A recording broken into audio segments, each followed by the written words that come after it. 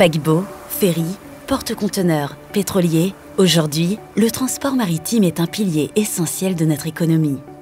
Plus de 50 000 navires sont répartis sur les océans du monde entier. Aujourd'hui, le transport maritime de marchandises et de passagers représente 95% du transport global. Avec 2,6% des émissions à effet de serre mondiales, cette flotte marchande est considérée comme une source de pollution de l'air avec des émissions de particules fines, gaz acidifiants et dioxyde de carbone, premier gaz à effet de serre. Le contrôle de cette pollution sur les villes portuaires comme Toulon est aujourd'hui une question de santé publique. La qualité de l'air est l'affaire de tous, y compris du secteur maritime dont chacun des acteurs s'est aujourd'hui emparé. Pour ces raisons, l'Organisation maritime internationale a décidé d'imposer une teneur en soufre des carburants marins ne dépassant pas 0,5% depuis le 1er janvier 2020 contre 3,5% encore autorisés en 2019. La métropole Toulon-Provence-Méditerranée et les ports de la rade de Toulon n'ont pas attendu pour d'ores et déjà fixer cette limite à 0,1% pour toutes les escales. Avec cet engagement, nous avons pour objectif d'améliorer la qualité de vie de nos concitoyens et faire un pas de plus vers la transition énergétique. Pour enclencher ce processus, plusieurs solutions existent déjà, comme les combustibles à faible teneur en soufre, peu disponibles et trop chers, ou encore les scrubbers sans circuit fermé qui permettent de capter le soufre des fumées émises par les navires.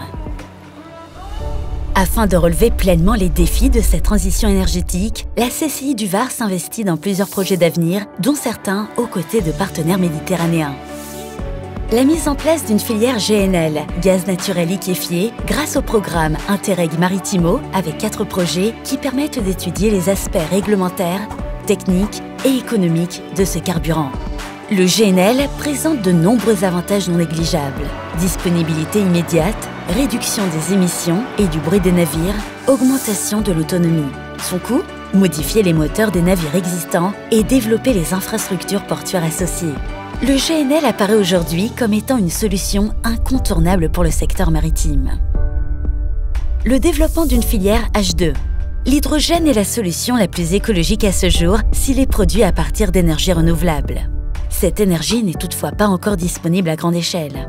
La CCI du Var porte l'initiative Innovar qui vise à développer la filière hydrogène sur son territoire.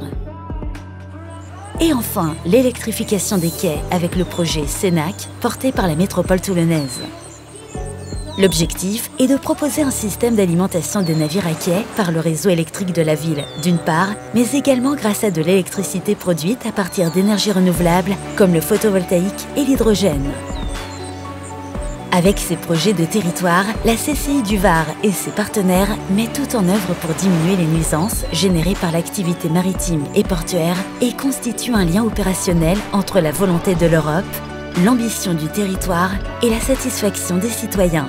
La mixité énergétique constitue une solution d'avenir qui répond aux différents besoins d'attractivité, d'innovation et de performance pour les ports de Méditerranée. Interreg Maritimo, la coopération au cœur de la Méditerranée.